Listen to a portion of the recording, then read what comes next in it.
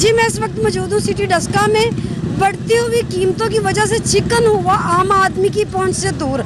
आइए जानते हैं सिटी डस्का के लोगों से और दुकानदार हजरात से कि वो चिकन कितने में सेल कर रहे हैं और ख़रीदार कितने में ख़रीद रहे हैं। जी गवर्नमेंट के मुताबिक ही चलने अं वध नहीं रेट लाते।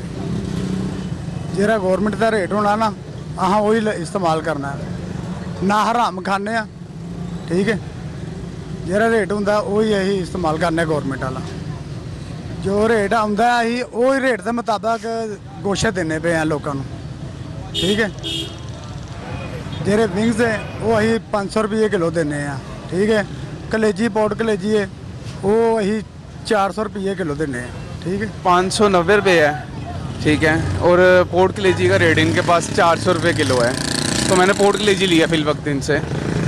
दुकानदारों का कहना यह है कि हम मतलब जो रेट लिस्ट सरकारी आ रही है उसी रेट में सेल कर रहे हैं, जबकि सरकारी रेट पे ये सेल नहीं कर रहे। सरकारी रेट है 590 रुपये और ये सेल कर रहे हैं मुर्गी जो है चिकन जो सेल कर रहे हैं 650 में, 650 रुपये में ये सेल कर रहे हैं पर केजी।